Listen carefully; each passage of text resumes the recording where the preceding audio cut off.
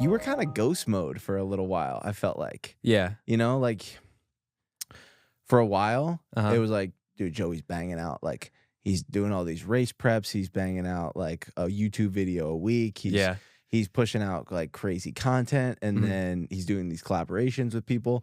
And then all of a sudden, it was kind of like, all right, sporadic, like working on things in the background. Mhm. So, you went from pushing out a lot of content, really being in front of a lot of people, doing a lot of things to, from my perspective, taking a step back. Yeah. Why? Dude, for me, honestly, it's been I reached really big burnout. Like creatively, I was burnt out, especially in the YouTube game. I'm like a one-man army from I had a videographer at home, his name was Sebastian. And dude, he would film, but on the back end, I would edit, I would have creative decks, I would put everything together. And going from obviously, being in the creative space, it takes a lot of mental energy out of you. And then also going to a race prep. And doing those 3 race preps back to back was fucking draining, man. It was mentally draining and physically draining. And I reached a point where I was so burnt out physically and mentally that I needed to take a step back because if I'm burnt out and I'm the one man army, that doesn't help anybody. Just everything Mhm. that I have just goes completely into the shitter. And I need to reevaluate and think, okay, Joey, like, what is your purpose and like, what are you actually trying to do? And how can you create longevity in the game? And how can you make it sustainable? So sometimes you got to take a few steps back to be able to see the bigger picture. And for me, I think that's what it was. I didn't take necessarily a step back in like Instagram, TikTok game, but YouTube, dude, I haven't posted in I would say 10 months Mm. of like a long form content video. I would post YouTube shorts, but besides that, yeah, dude, it was like just a creative burnout for myself and taking a step back to focus on a higher level, my clothing brand, and then truly where I wanted to see myself going in the future. And then not to mention, dude, I moved from New Jersey to Austin, Texas a month ago. And just getting logistic that everything planned out for that was a long time coming. Took me, what, 2 years to get to Austin, Texas. And so everything for me is just finding out really what I wanted to do and how I could do it in a sustainable way that wasn't gonna put myself in the grave, you know? Why did it take you so long to get down here? Logistics wise, it was I honestly I just didn't have the money to get down here. And moving to Austin and being on the East Coast, dude, it's expensive to move down here. It's become like the new New York. And I just couldn't make it work. And to be honest with you, I wasn't making enough money in social media a year and a half ago in my coaching business and higher level to be out here and have, a year worth of rent or just be able to be okay and sustain for my lease period. And I came to the point I was like, yo, screw it, man. I'm betting on my fucking self. I'm coming out here. And I felt like I'm 25 now, dude. So I felt like I'm still at home. Like, am I a loser? You know, Mm. I'm like, what am I doing? Mhm. And socials were going well. But for me to make that next step, to reach that next level, I knew I had to come out to Austin. And it just took a little bit longer than I anticipated and I wanted, but that's all right, man. Everybody's got a different wavelength, different time frame of what they want to do. And sometimes it doesn't work out in the time frame that you plan it. But as if you operate in a way that your your values are good and your intentionality is good, everything's gonna work out. And just trying to pursue that every day just took me a little bit longer. Mm. Let's dive into the social media as a business Yeah. topic, because I think a lot of people don't really understand how it's like, how do you make money through social media, right? A lot of people think that Instagram just like writes a check to you every month. like, Dead ass. I mean, TikTok does for like certain creators, but Yeah.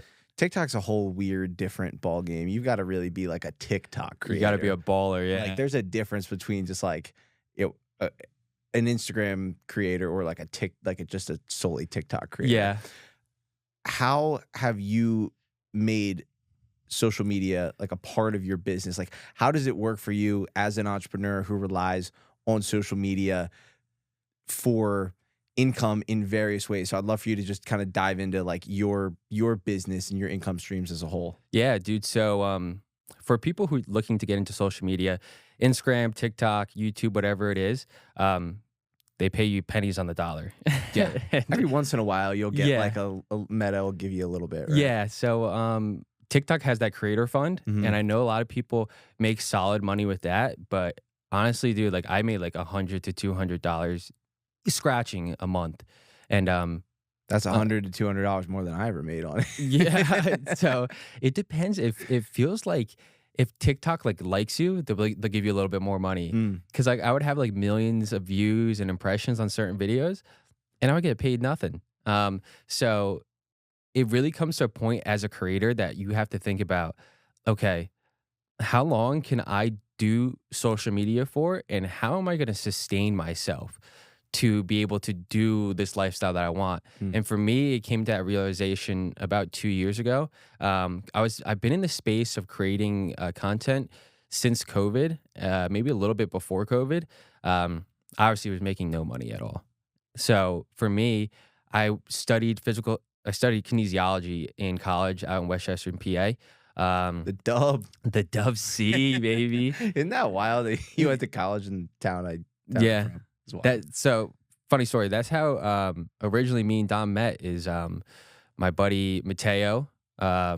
He was the same hometown as you, right? Yeah. Yeah. And well, me and Dom met through socials a little bit before that, but and then Mateo is like one of my best friends at home, college, and they got together. They're good friends, and talking about me, and that's like how we got a little bit closer, and then we finally met in Austin.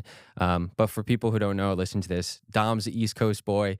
I'm an East Coast boy, so it's cool. It's when you come down to the South, East Coast people always gravitate towards each other, and Dom, you were like, dude, the first person I met in Austin. So I just want to say like thank you for like taking me in and just like showing me the ropes of everything, bro. Dude, 100%. No, it's I had been following you for a while, like probably like 2 years. I think like 2022-ish. Yeah. When I first started getting into the running space. And so, I had looked up to you for a lot of time. I was like, oh, this kid's the same age as me. Yeah. And he's doing it. He's got his own training programs. He's got his own app. He's crushing it on social. He's doing the coaching. So I just want to say to you, like, I was looking at what you were doing and I was like, it was motivation for me. Fuck yeah, dude. I appreciate that. And yeah, dude, Austin's just a hub now for all the creators and everybody and entrepreneurs. But to circle it back on like how I end up making money on social media. So I found out as soon as I got out of college, I was like, I didn't want to pursue working in corporate. When COVID hit, it gave me the chance to pursue social media. And I knew from that point, both my parents are entrepreneurs, right? My mom's an entrepreneur, my dad's an entrepreneur. And it was just kind of in my blood to pursue something that I really loved and I enjoyed. My mom are entrepreneurs. She owns an HVAC company. My dad owns a construction company.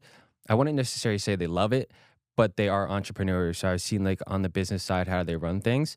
So I knew on the back end, if I'm not making any money on social media through Meta, through TikTok, people like paying me like that, I need to find a way to sustain myself. And that's when I opened up my coaching business. I've been coaching people for 2.5 years now. I specialize in helping people train for being like a hybrid athlete, functional fitness, teaching people how to run, run and then lift coming from a football background.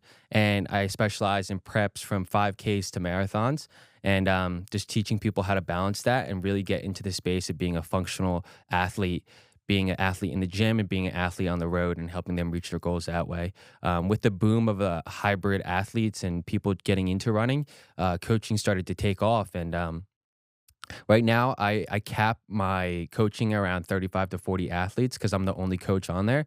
Because I don't want to take anybody more than that. Because I do one on one, and I want to be able to give the same type of detail to every person. I would have to hire another coach. But for those first few years, I was using coaching as a way and means to help supplement my social media, what I wanted to do to build my name, Mm. and I was like, okay, as I grew on social media through TikTok, through Instagram, really started gaining attraction like a year ago. And that's when we started landing brand deals and I started landing like one off deals and then signing with a company called ASRV, which is a company I've been with for like a year and a half, but I just signed contracts with them about a year ago. And being able to have, I would say it's like 50% with my coaching and then 50% that I get paid through brand deals and one-off deals and signing like long-term deals with ASRV. And that's now how I sustain myself to be able to do social media full time. Because you have to think about it, like how can I create a business on the back end that is going to help sustain everything that I want to do. Mm. And that's where higher level comes in because that's what I truly want to build and I truly want to grow this year. Um, is higher level and be able to create a business on the back end that really operates and I can hopefully one day not my face doesn't have to be in everything to run it, Mm. you know? Do you remember the first dollar that you made through social media? The first dollar that I ever made from social media, dude, was I got clothing for the first time from a company called Mentality. They sent me a big package, but the first time I've ever got paid was through coaching. Actually, somebody found me on social media. It's like, dude, I love your stuff, what you're doing. I see that you got coaching, and I signed them for like $100 for like a month, and I was like, wow. I just made $100. I ended up coaching this guy named was Mike. I coached him for like 3 or 4 months. But then from there I was like, dude, like cuz when you're in like the social media space, like creator space, it feels like money will like be popped out of thin air, Mm. you know, like cuz you're not really meeting in person. Like I worked in with my dad, blue collar work. I worked my ass off, man. I was breaking my back for $1 and I was just, you know, that would be long, long days. With social media, it's like you could sell a product, you can offer a service, and sometimes it feels like, yo, where's this money coming from? And it's like very powerful and it switches your perspective on wow, this really could be something that is feasible and can work. Mm. So, Yeah, dude, it's a crazy shift because I'm the same way. My dad's a painter, so yeah, growing up, that's my awesome. I didn't know that. yeah, dad's a painter. My family's all like, my dad's whole side of the family is like South Philly Italian. Like my grandfather passed away when I was 2, but he was the like a supervisor at the Navy shipyard in Mhm. Philly, and so my dad and his brothers all worked there at the shipyard. And then after he passed away, they kind of got away from that, and so my dad's been painting for, you know, 30 years. But Damn. what I always say, like I learned from my dad, is just like showing up and doing the work every day. Yeah. You know, waking up at, I was always an early riser, waking up at 6 a.m. and seeing my dad, you know, packing his lunch and leaving at like, you know, 6:30, coming back later in the day. There's a lot of lessons to be learned in that. And I didn't know that about you, you know, Yeah. that you were out there grinding for that, trying to make ends meet. So after you made that first dollar, you know, you signed that first client, Yeah. how old were you? What, were you still in college? Were you out of college? And you Yeah. know, when were you able to be like, okay, this is good. This could be a business, Yeah. and then kind of the steps that you took from there. Yeah. So the first time I signed my first athlete was actually, I would say, the end of sophomore year of college to junior year of college. And that's, I believe, when COVID hit, right? Yeah, yeah. Was Um, our yeah June? We were yes. juniors. Yeah. Junior Yep. year. Um, and from there, dude, like, I was thinking like how can I funnel people into, you know, my coaching and what I do? And for me it was like a slow burn, right? Being able to document what I did as an entrepreneur, did in my life, and really what took me to the next level is like documenting like certain stories and preps from like the 75 hard journey. At the end of that, I released a bunch of programs and they did really well, like one-off programming. And then I got into like marathon preps. And one thing I'll never do is like if I don't go through the journey myself and go through like that pain and what it takes to actually do the prep, I'll never coach somebody on that Mm. because I'll never have the same type of knowledge of actually going through it, just sitting on the outside, sitting on the sidelines. Yeah, I just real quick, we were running on Saturday, Yeah. and I believe it was Mark who was out in front, just like crushing miles in front of Yeah. us as we're trying to keep up. And I was like, "Yeah, do you coach Mark?" And you're like, "Not anymore. He's doing ultras now." Yeah. And that's not my forte. Yeah. So I respect you a lot for that, and just knowing like what you're able to help somebody with, Yeah. and then if it's something outside of your wheelhouse, then you just refer them to somebody else. Yeah, exactly. And I think that's it's super important, dude. Like if I can't help you, like I'm sorry, dude. Like there's always somebody else that has more knowledge than me, that's a better coach than me, or that can help you in whatever your endeavors are and your goals are. So I'll never take away that from somebody, especially if they have very motivated athletes. They want a goal, they have something set in their mind, and if it doesn't work out, like I'm just on to the next, right? Yeah. Um but yeah, so dude, from there is like trying to figure out how to make my coaching like profitable and like how I can keep signing athletes. And signing my first 5 to 10 athletes, a lot of the stuff was like word of mouth and people just sharing how I do with my coaching. And then obviously me promoting through my preps from multiple marathon preps, from the BPN marathon prep to Indianapolis to Houston to Jersey City. And as people saw me do that, people were really interested in like, there's like this big like fad with large runners that can do it really fast. Yeah. Yeah. Yeah. Yeah. And Big dudes moving. yeah, dude, and people are just like in all of that. And since I studied, exercise science in college, and I was gonna go to physical therapy school, like that is in my nature. Like I know all about being able to teach somebody how to get from point A to point B, providing enough stimulus to reach your goals, right? So yeah, and then like that's how coaching came, and it just like ball started rolling from there. And as we got into those brand deals, everything, I started easing back. I was like, okay, this is, take my foot off the gas a little, gain a bigger picture, and then now the foot's back on the gas and we're fucking going. So were you able to be sustained off of this coaching, brand deals, social media, just everything, the online business? Mhm. Were you able to sustain that, full time as you graduated?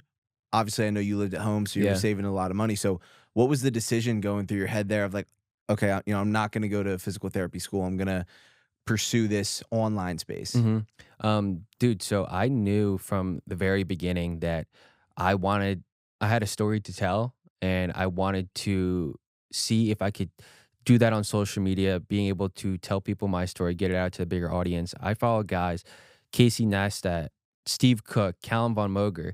Those are like the OGs of like social media space, the fitness space. I was like, dude, this stuff is awesome. How can I do this? Um, for a while, I was a server for 2 years, and I would back in like college, a little bit before college, like senior year of high school, and then I was a server for 2 years, and well, also helping my dad doing construction work, and then I ended up getting fired. After working 2 years in the pub, I was on my phone, and my manager saw me, and she's like, "You're out." I was like, "What?" And yeah, so then after that, my next job was I worked in Cutco. If you guys don't know what Cutco is, it is a knife salesman business. A lot of people think it's like a MLM, like kind of like a scam Hmm. where you make like no money. But I actually ended up really doing very well. I was like the top salesman in my office for like a year, and I was making a lot of money. And that kind of came into that switched my mindset, right? Where like the perspective was like, okay, sales, I can make a lot of money. And also, sales is in every aspect of life. you're always selling yourself to somebody and you're always promoting something if even if you don't really know it. Sales is in everything that you do. And I enjoy talking to people. And so yeah, like dude, I was there for like 2.5 years. I still talked to a lot of people from Cutco, made a lot of great networking relationships. COVID hit, and then I got into social media game from there. But to answer the question full end, did I was I able to sustain myself as soon as I got out of college? Yes, because I lived at home, so I was able to pursue it. So like, God bless to my mom and dad to be able to help let me live under their roof for whatever year and a half, 2 years, while I just get everything sustained. And yeah, now we're all the way in, and there's no mommy and daddy. So, what would life look like for you when you were back living in Jersey? We were hanging out a couple weeks ago, you, me, my roommate Matt, Yeah. Ben. We were hitting the sauna, and you were like, "Man, it's a Saturday night. Like, we're ripping some sauna. Yes. We're ripping the cold plunge. We're about to go get some ice cream." And you said to me, "I would be just like just locked in on my computer editing a Yeah. video, 9 p.m. on a Saturday." And Yeah. I feel that like when I lived back in Philly doing the same thing. What what did life look like for you in Jersey? Like, obviously you and I had talked about how long you had wanted to get out of Jersey, come to Austin or Mhm. go somewhere else. you know, Not being surrounded by so many entrepreneurs and creatives and people in the fitness industry up there, you know, how would you, I guess, what was your ultimate driving force Yeah. to continue to, just do the work there? Yeah, I mean, dude, it was I knew if I wanted to pursue this, like uh this is not a path that everybody goes down. You have to be a very certain type of person to get into the entrepreneurial space. Everybody, huge respect for everybody who works a 9 to 5. They have like their set what they make per week or per month or whatever it is, and it's very stable. And I knew that being entrepreneur, dude, like it could be it's not 24/7, it's 25/8. Facts. And Facts. you're and at home, I just knew I had to grind to be able to do what I wanted to do. So I kind of put myself in that mode, like this is like years of pushing to get where I want to be. And so sometimes I would be late at night editing a YouTube video that would be going out the next morning. And then I would have to wake up, hit a workout, film also, and then come back, finish the video, release it by like 1 p.m. And it was just like a constant grind of trying to film content, produce content, show the people, get it out, and then what's next? And then what's next? And then what's next? And then trying to create a platform and a name for myself. And so it was just like a year and a half of putting my head down and building at whatever it took and whatever it takes. And I feel like as an entrepreneur, people have a very similar journey that like you just got to put your feet to the floor and you just got to dig, man. You just got to go and you just figure out on the way. If something doesn't work, okay, on to the next thing and just keep shooting. And something soon enough, if you keep knocking on that door, dude, that door's going to open. And that's what it felt like for me. When you stopped doing the YouTube content, you stopped doing race preps for a while. Yeah. You kind of just took a step back. Did you feel like you lost a little bit of your identity? Yes. Yeah. So that's a huge thing, dude. So a lot of people end up following you for like very niche content. So say it's like you just put out specifically running content, you put out specifically fitness content, and say you're injured, like I had an IT band injury, foot injury, and you have to be able to think, how can I make content if I'm just doing running content or fitness content the whole time? If my body's not good, I can't do it anymore. Um, so it was a bit of like an identity crisis. I was like, shit, dude, like what am I gonna document? And it came to the point that where documenting my life more of me trying to talk to the camera, show them what I actually do behind the scenes in BTS. How can I heal from this injury?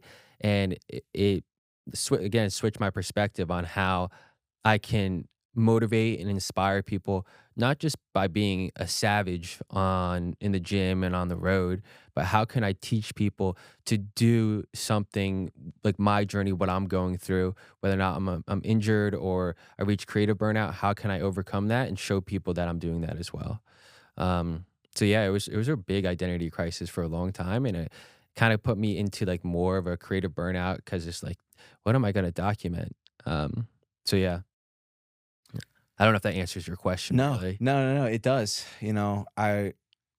I was curious just because I felt that same thing. Yeah, Like after I ran a marathon and then I ran an ultra in like a 6-week time frame. yeah, And going into the ultra, I was like, my hip, my knee are just banged up. And I yeah, knew like after I was gonna be done running that ultra that I was gonna take some time off. yeah, And it sounds good in theory, but then when your whole brand is built on this one thing and yeah, people know you for that thing, yep. and then you stop doing the thing for a little bit, it's like, dude, when you're documenting a race, it's like it just comes easy. Yeah, You're just like, okay, here's how here's a video. Here's yeah, how I warm up. Here's how I cool down. yeah, speed Here's a speed workout. workout. Here's how you fuel. Here's how you recover. Here's how you do this. Here's how you do that. You don't even have to think. Yeah, Like it's just a part of your life. mhm, And when you shift to more of like just lifestyle stuff, yeah, it's a lot harder when you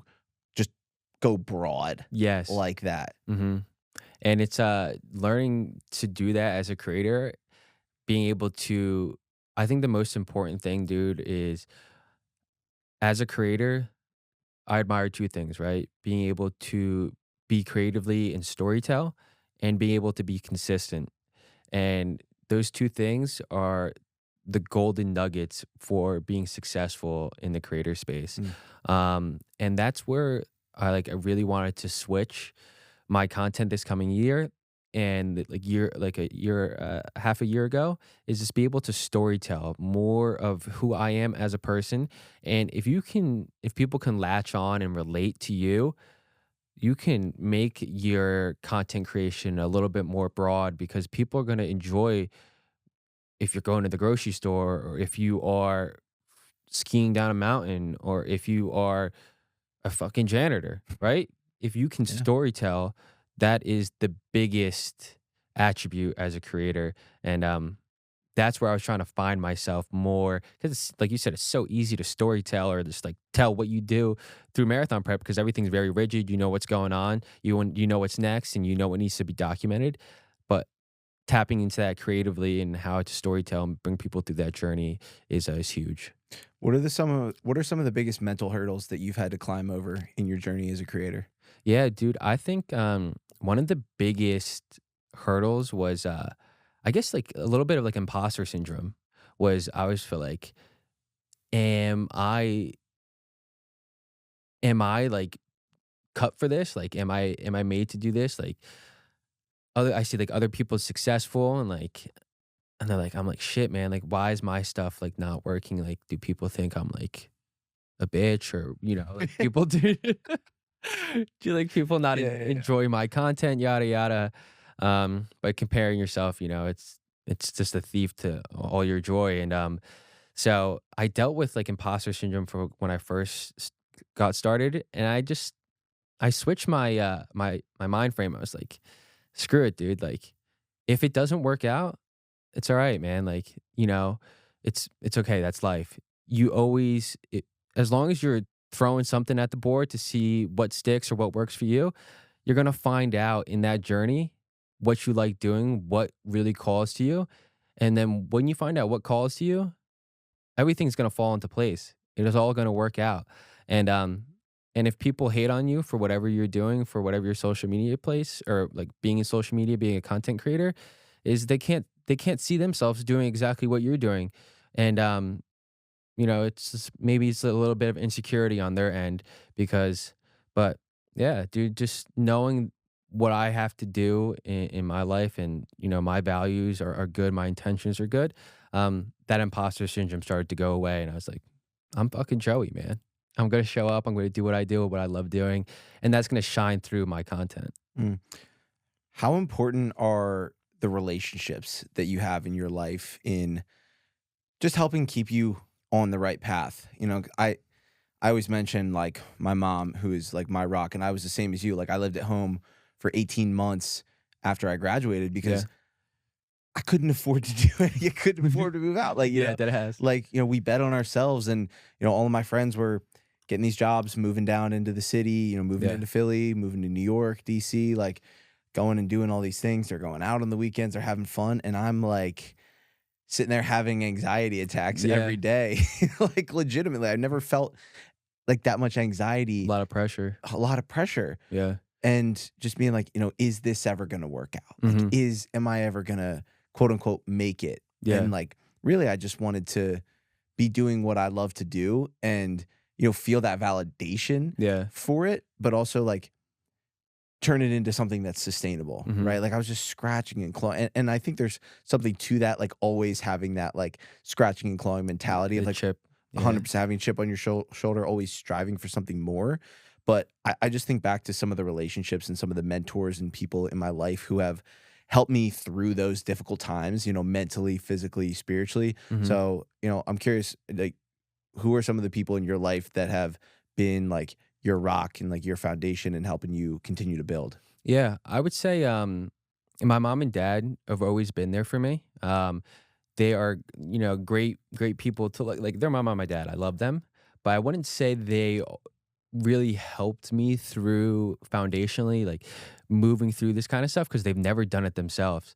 So it's hard to help support somebody. Like they could be a person to listen and just like talk to you, but somebody who really helped me was my girlfriend. She's been there since the beginning of my content creation journey.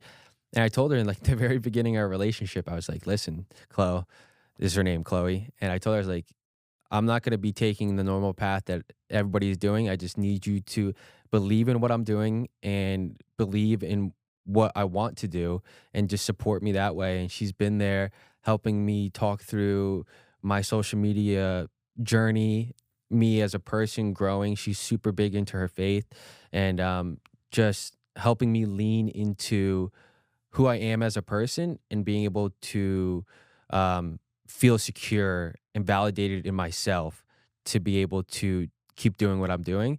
So really blessed to have her by my side for the past. We've been dating for 4 years now, a little bit over 4 years.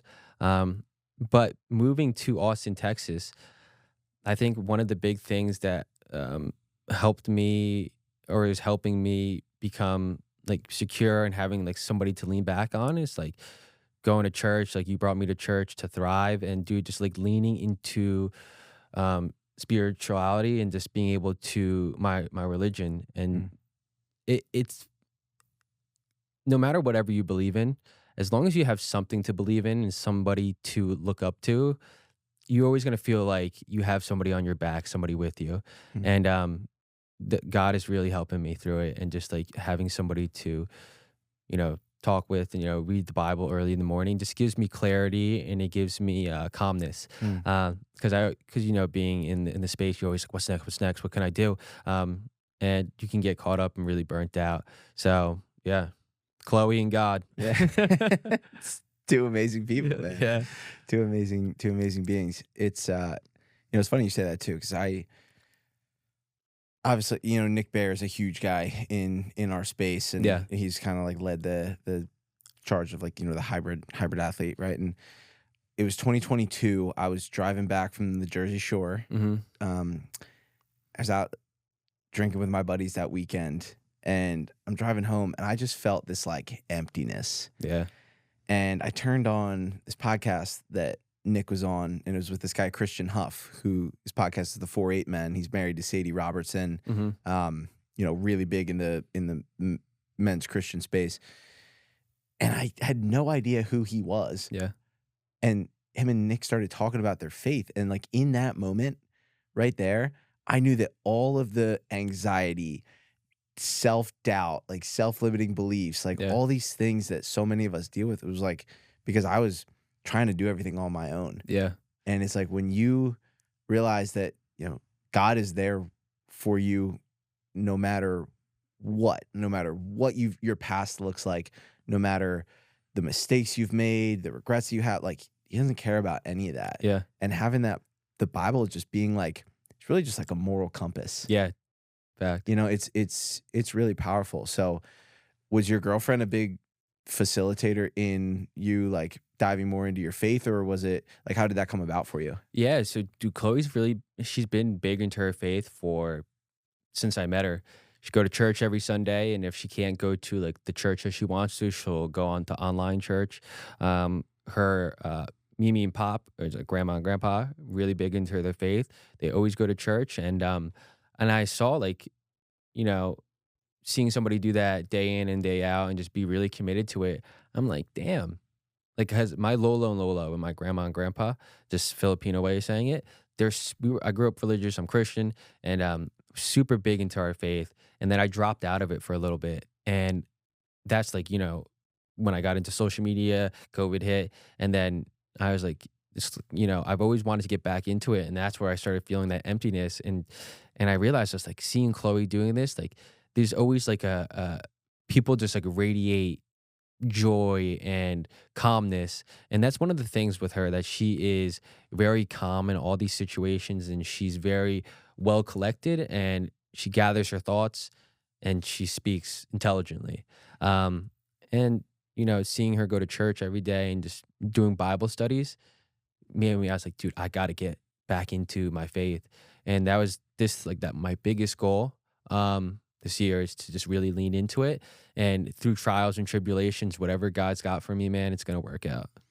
How are you striving to develop your relationship with God? Yeah. So one of the big things is like, I tried at first to read the Bible from start to finish. And So many people do that. yeah. And Genesis is like, it's like, all right, cool. And then you get into like Exodus, and it's like Moses parting the Red Sea. It's like, cool. And then you get to like Leviticus, which is the third book in the Bible, and it just puts you to sleep. Yeah. It's Tough. It's thick. The Bible is thick, boy. It is. And there's pages, man, they're razor thin. They are. That's right. But yeah, so what I do is I do Bible studies every morning to help me just read a little bit of the Bible, and I do like a little bit questionnaires after, and just like kind of like overview of like what I just read, and so I can process it.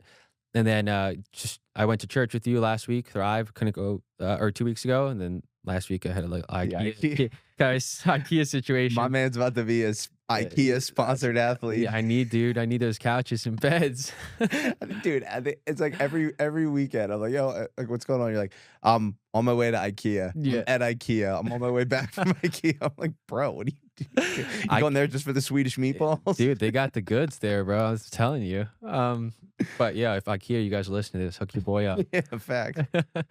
But yeah, so just I went to that first time. It was really awesome. And just making sure I go every week is important.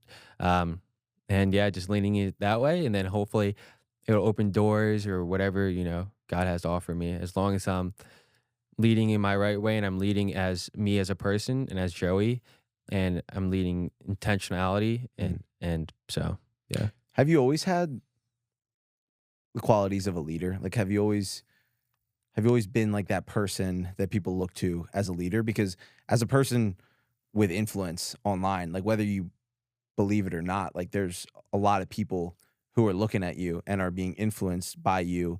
So do you think that you've always had that, personality trait of being a leader, like that characteristic, or is that something that you've developed through creating online? I think it's so I grew up playing sports, and I was a quarterback, and then I was a pitcher for baseball.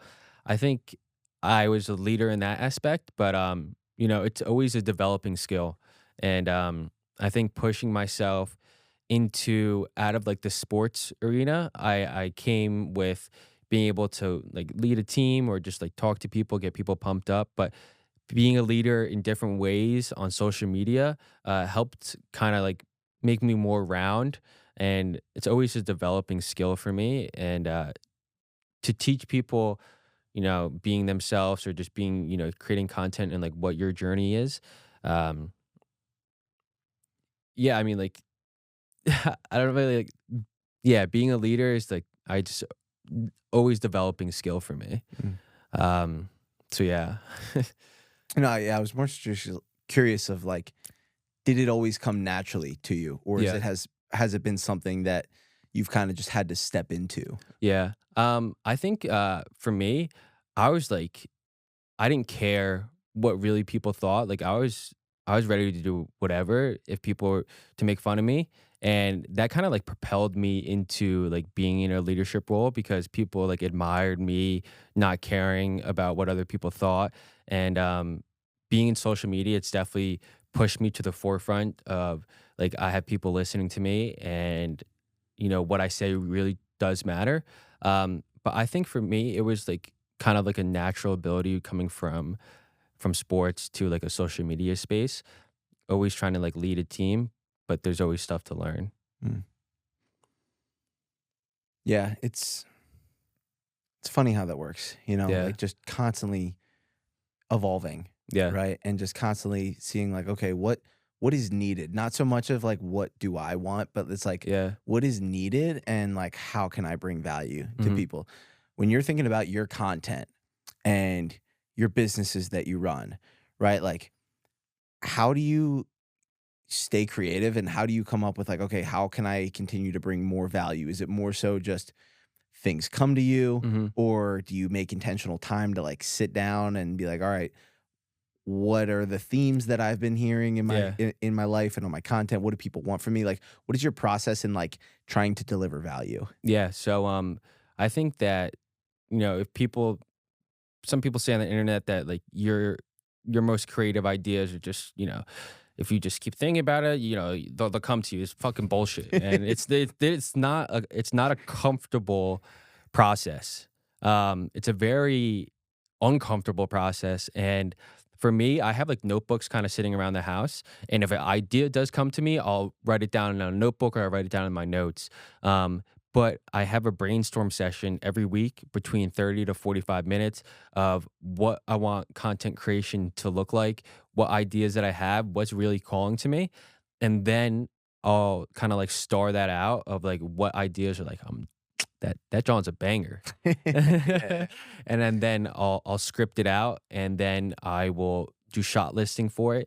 And then that helps me just into my process of what really, really works. And, it cuts down on so much time because if you come into a shoot with no idea, no shot list, no script, you're free ball and shoot from the hip, dude, it could take hours and time is of the essence. So it's important that whether or not that's once or twice a week, that I have brainstorming content sessions so I can push my brand forward and what I want to teach people. And content's always evolving, so it looks different every week on like what I want to produce.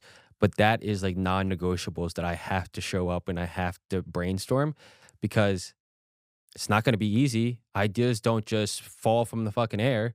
You have to sit down and you have to write things down and you have to think about it. It's going to be uncomfortable.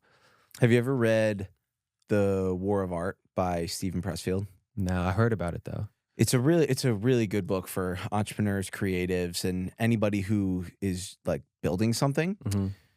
Very like you could read it in like 2 days, honestly. But it talks about beating resistance Hmm. and like a writer, you sit down and if you're just waiting for that like motivation or that inspiration to come, it's never going to come. Yeah. But if you sit there every single day, even if you don't write anything, if you just sit down there and start to do the work, chances are things are going to come to you. Yeah. But it's doing it every single day. One day you might write 3 pages, 5 pages. One day you might write one sentence, but it's okay because you still did the work and you Hmm. still stay consistent.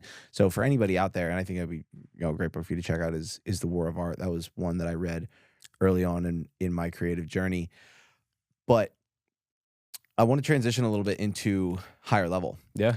And one, I think you've just done an amazing job with the branding Thank you, and bro. with the drop. Like I remember just seeing that and I was like, man, like this is clean. Like this stuff looks dope. The Oh yeah. logo is great. Thank The you. Thank you. the quality of the clothing is fantastic. So higher level, tell me the story behind it. Yeah, dude. So inception of the company was 3 years ago now, maybe 3.5 years ago.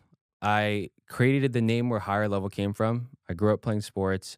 I grew up, watching people compete at a really high level, no matter what it is. If people are, NASCAR driving, playing basketball, playing football, I always admired people being able to operate at the highest level of their game. It's like truly like an art.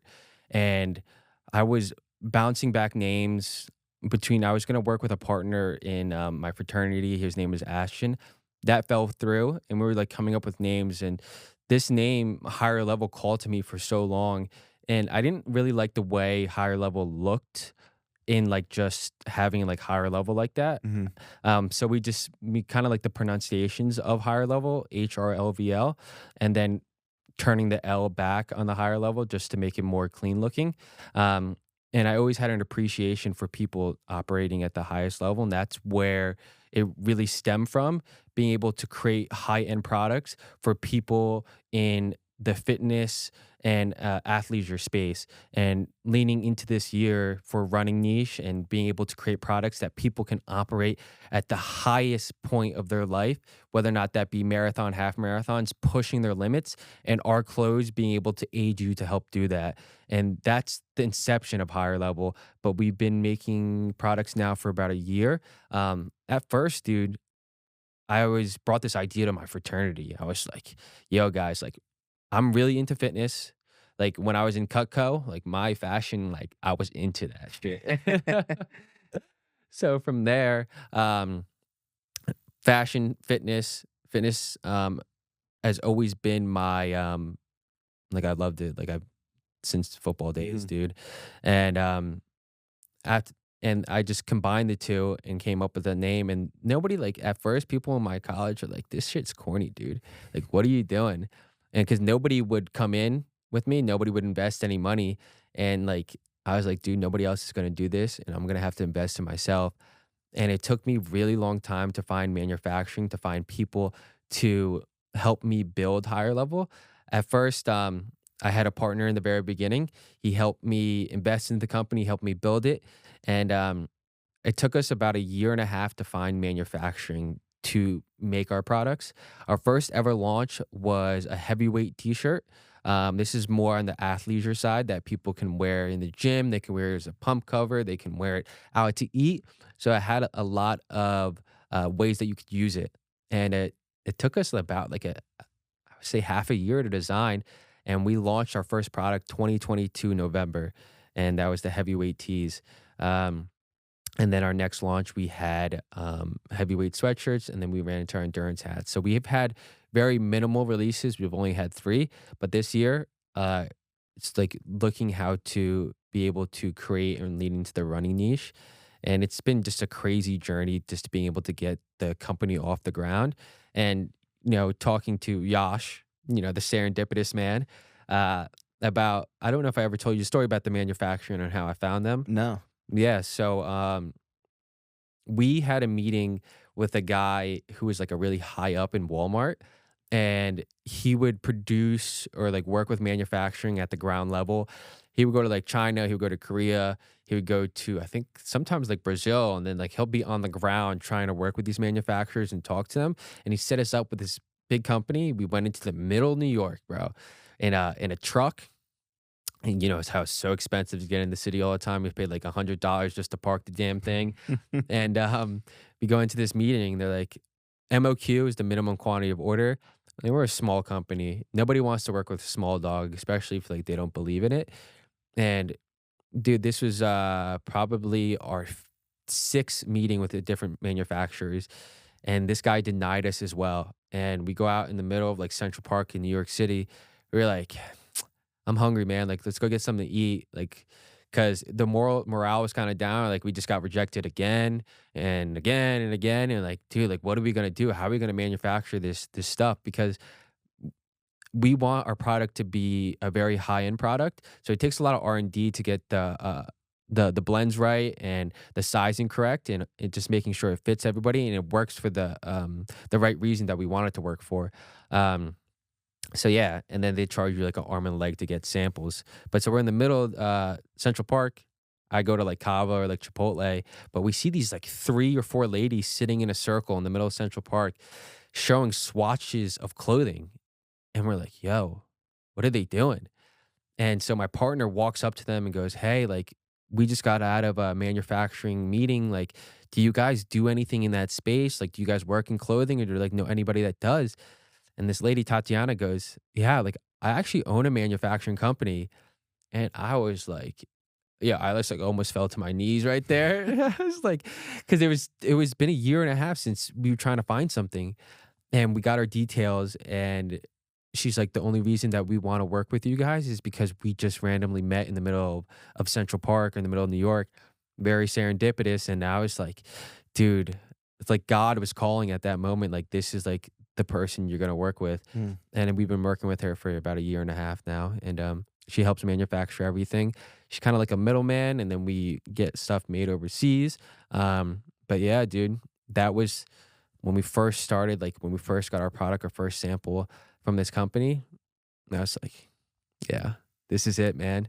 This is who we're gonna be working with, and hope like working with long term. And they took a chance on us on a small company, and we're just building, month by month, week by week, and how we can move the brand forward. And I guess it's been like 3 years, 3.5 years. Um, yeah, just trying to get it off the ground and get it really sustained into like solidify into the running niche this year. Mm. I think there's a big gap between um, really big companies and then like small companies or like medium sized companies that do it really well. Mhm. Some of the guys like Bandit Running, Tracksmith, Say Sky, ASRV now coming into like the running space, like they do it very well, but they're not the big moguls of the industry.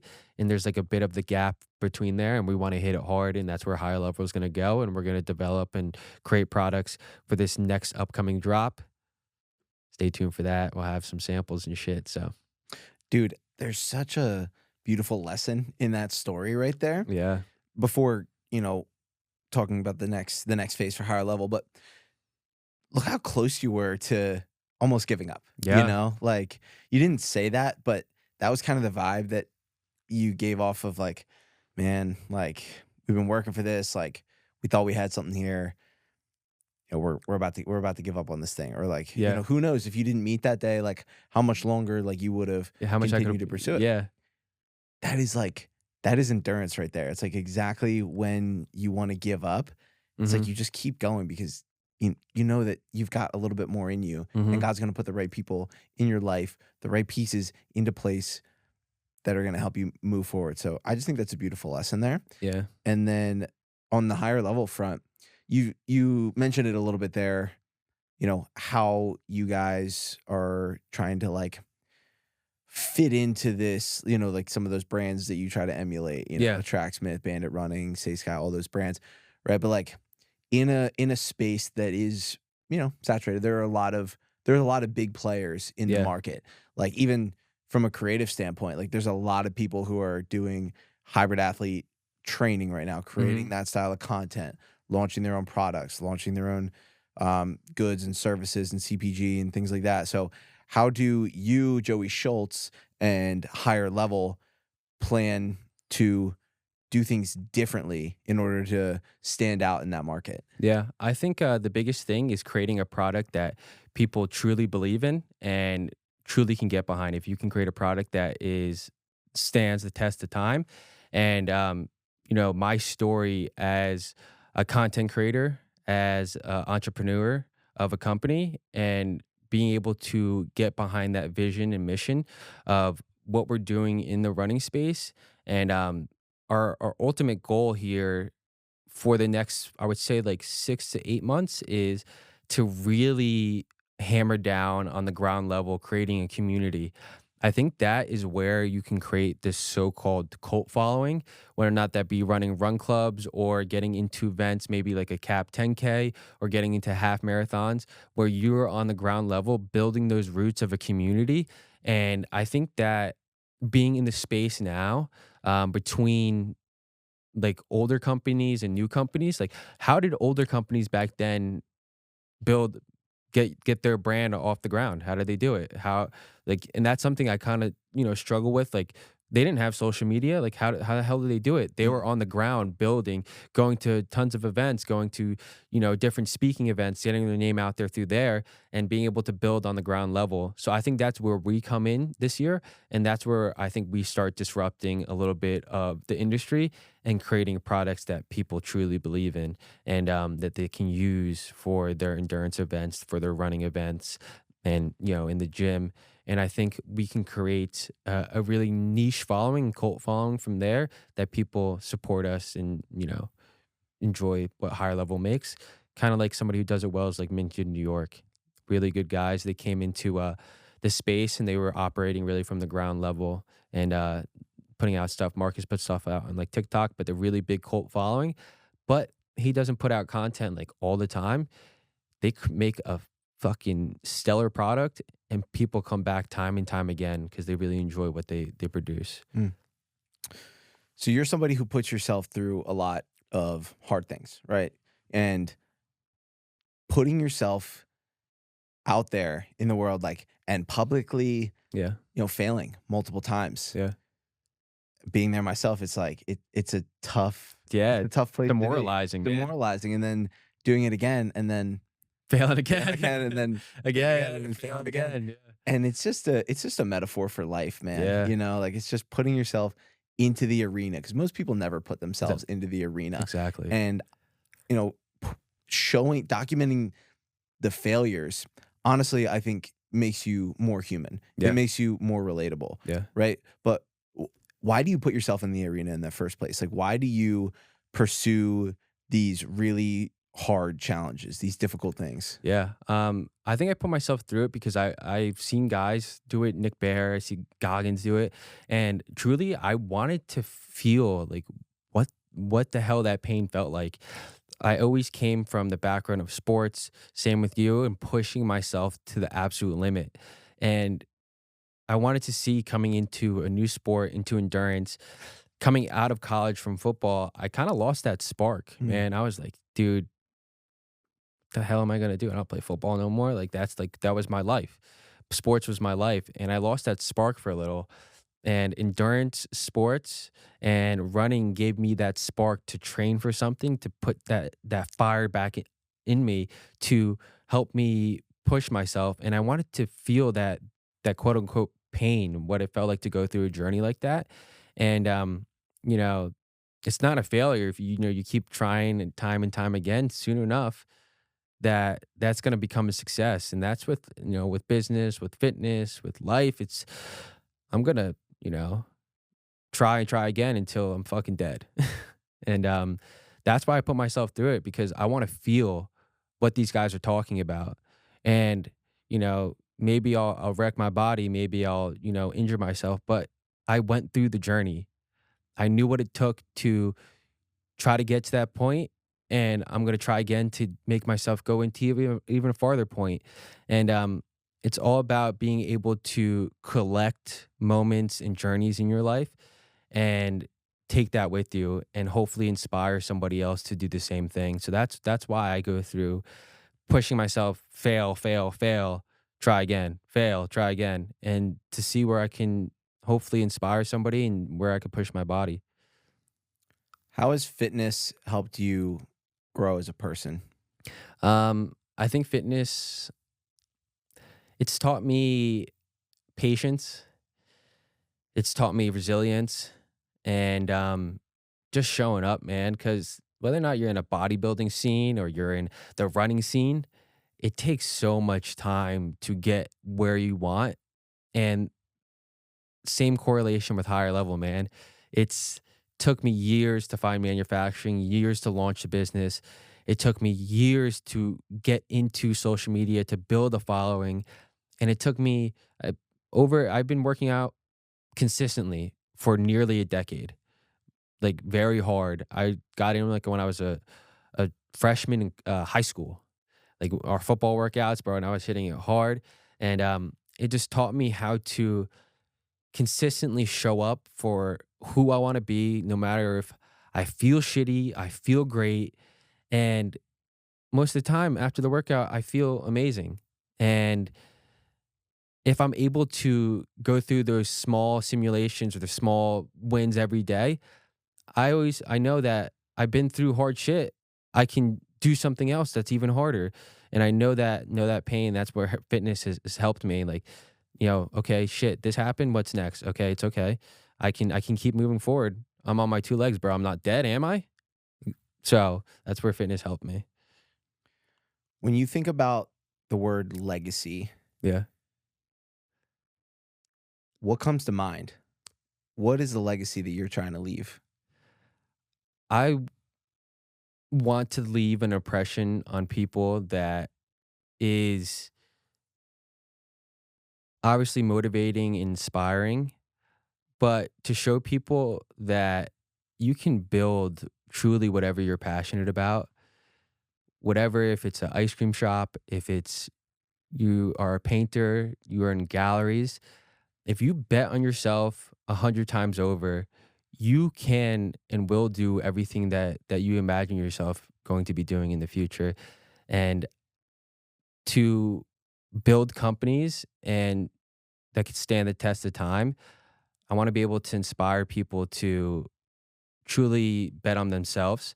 And I think the legacy will continue to adapt and evolve on what I want it to be.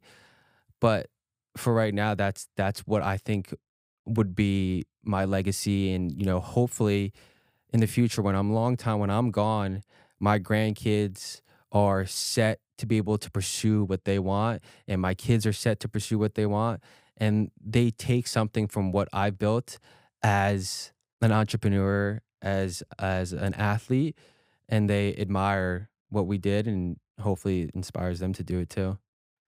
If you could go back and have a conversation with 20-year-old, 21-year-old Joey, what would be the biggest piece of advice that you'd give him?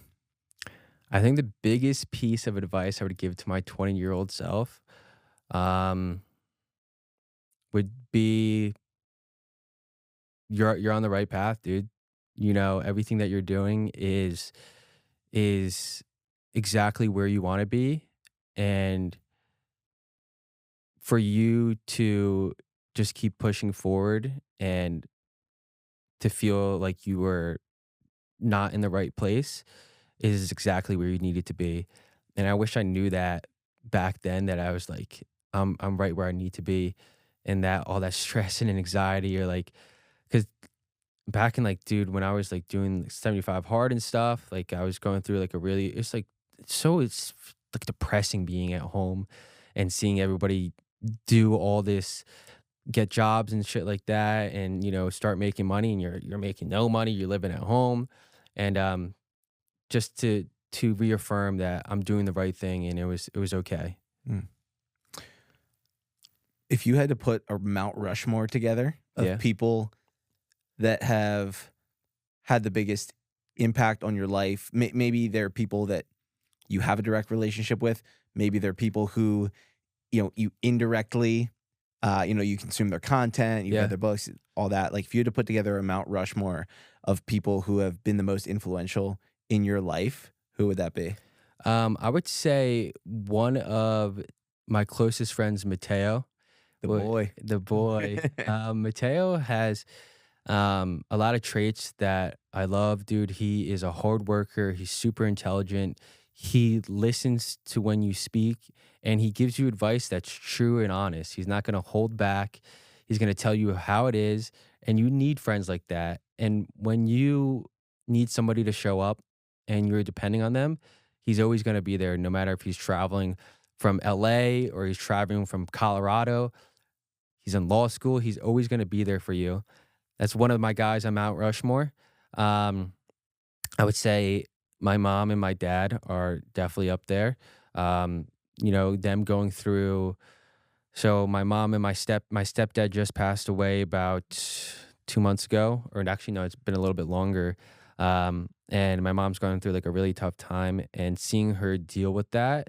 They own multiple companies, and just trying to push and pivot and kind of see what that looks like, and how can she navigate without her partner with her.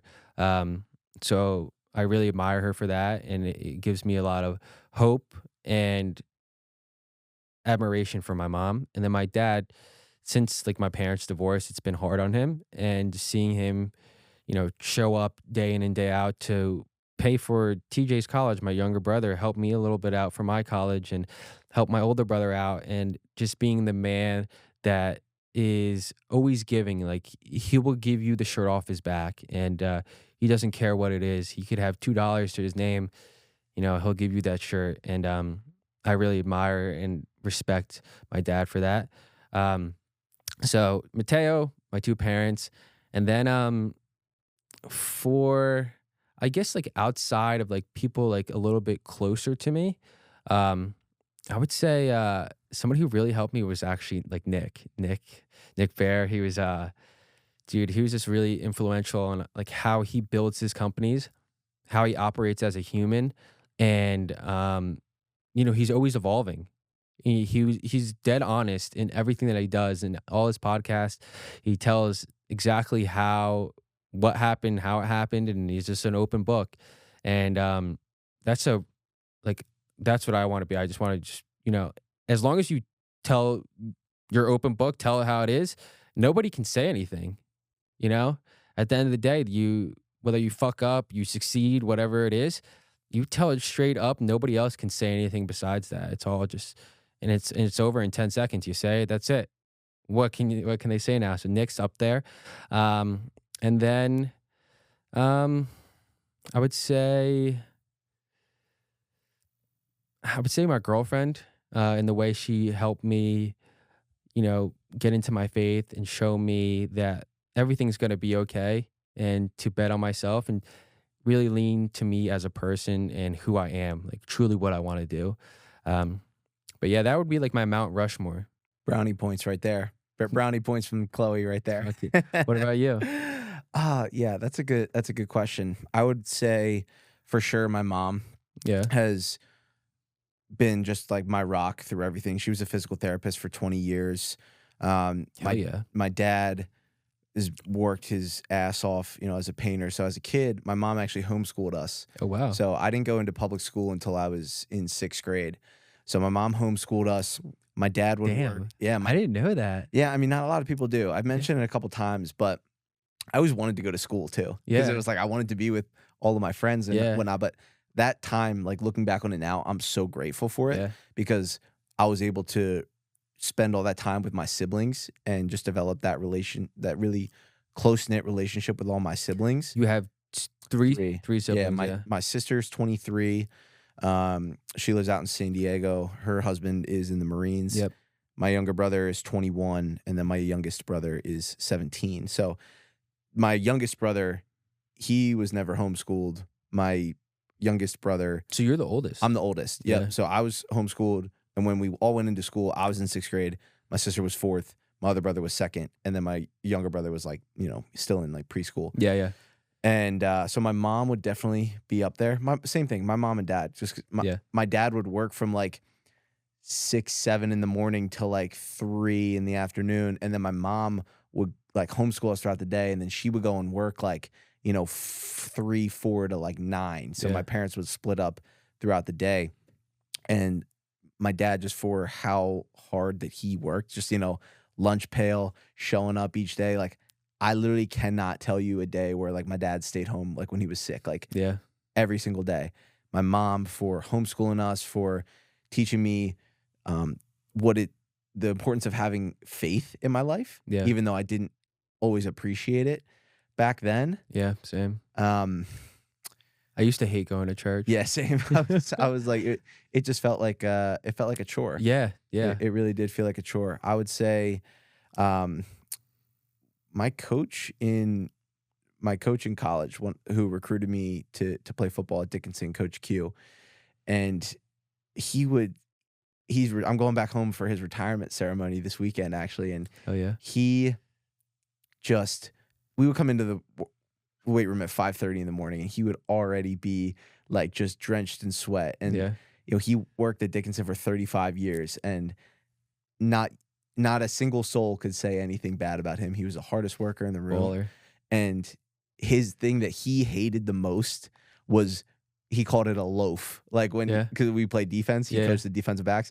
And so if like a play went to the other side of the field and you were just jogging to get there, Yeah. like he'd have to run because of that. So that taught me like, okay, like no matter what, even like when nobody's watching, like you gotta Show up. show up. You gotta go hard. And then I'd probably say my grandfather. My mom is one of 7, and just hearing the stories that my mom would say about, the sacrifices that he made for them growing up. He was an FBI agent. That's fire. Yeah, so It's baller, yeah, dude. so he's a big baller. He's 83 years old, still goes to the gym 3 Hell days yeah. a week, like just an absolute beast, and just being so selfless and just giving everything he has. He actually went into the seminary. He was going to become a priest. Wow. So if that would happen, I would have never been born. But yeah. he was in the seminary. My grandmother, who she passed away when I was 10, she was in the convent she was going to become a nun. Wow. So my grandfather was going to become a priest, and my grandmother was going to become a nun, and they both like felt called to do something else. that wasn't their calling. Yeah. And they actually grew up like friends and like neighbors, and then they ended up like connecting and getting married. And so What did your grandma do? she was a stay-at-home mom. Wow. So my mom was one of 7. She is one of 7. She's the 5th. And so my grandma, or my Mimi, I call her, she was just a stay-at-home mom and just taking care of all the shenanigans that was going on. 5 boys. My mom's got 5 brothers. My dad's one of 10. So wow, yeah, it's crazy. So all those people have just had like such a powerful influence on my life, and you don't really think about it until like you're actually asked that question of like, oh, like why I'm the way I am because of like the people that were in my life. And there's so many more that I'm blanking on, like Chase Tuning, who's a mentor of mine, Max Tuning. Yes. So his brother Chase is I've been working with him as a mentor for the past 3 years. It's awesome. And just having him like just we do like monthly calls and whatever, and he kind of directed me of like, I had hired him because I wanted to do like kind of what you're doing. I wanted to start my own training and coaching business. And so for the first couple of months, he helped me launch that. Yeah. And then he helped me realize like, that's not really what I want to do. Yeah. And, God had different plans for my life. And he's an honorable mention on there for sure. But I think that's a good exercise for people to do, is like, it is. Who's that Mount Rushmore of people who have had a positive impact in your life? There's so many people in your life that have impact on you, like you said, and you don't really realize until 10 years later, 15 years later, you're like, shit. Yeah. Like I could think about like when you brought that up about, coach, like one of my coaches, McFarland, who's my weight room coach, and he just like taught me so much about, in the gym, but like also outside of life, like just being a man. And what it truly meant to show up as a father, as a coach. And I'm like, shit, like that had a huge impact on me and like who I am and what I do now. So, dude, this has been fun. It's been fun, man. It's been fun. Before we wrap things up and we go get a little lift in over here. Yeah. No shirt, no shoes, the Squatch way. The Austin way, baby. This is a Pure Ambition podcast, and I ask all my guests what that means to them when that comes to mind. You hear pure ambition. Yeah. What initially comes to mind for you, and then how do you apply that to your daily life? I would say pure ambition is falling into and pursuing what truly calls to you. Whatever, if that's fitness, if that's opening up a company, operating and radiating a light that people can see that you are operating as your true authentic self, and you're fulfilling and filling up each basket, not having something fall between, whether or not that be like fitness and then your faith is here, or your relationships are here and faith is down there. Operating that's something making you be fulfilled, and people can see that is pure ambition, and people can see when you're authentic, and they can see when you're yourself. So yeah, that's what I think pure ambition means, and I aspire to be that. Amazing, brother. If people want to connect with you, Yeah. they want to check out more of the stuff you're doing, buy some clothes, buy Yeah. some merch, check out your coaching. Yeah. What's the best way for them to connect with you? You could go to my Instagram. It's at Joey Schultz 101. You could find all my stuff in my link tree. You could find my clothing line. Higher Level Club is the Insta tag. And then you can get everything from my coaching there to one-off programs. And yeah, if you just want to support the journey, I'm active on TikTok, Instagram, YouTube. Look up Joey Schultz, and hopefully I'll come up. Amazing, brother. Appreciate you. Dom, I appreciate you, man. Thank you for having me. Thank you guys so much for tuning into today's episode. I wanted to give you all a heads up too that I launched a free community on the Upspace app where you can join, ask me questions, connect with like-minded individuals, follow my 4-week running and strength training program that has some dedicated mobility sessions in there as well, so that we can all optimize our health and fitness together. So if you're interested, head over to the App Store, download the Upspace app, and join the Pure Ambition community today. Love you guys, and I'll see you in the next one. Peace.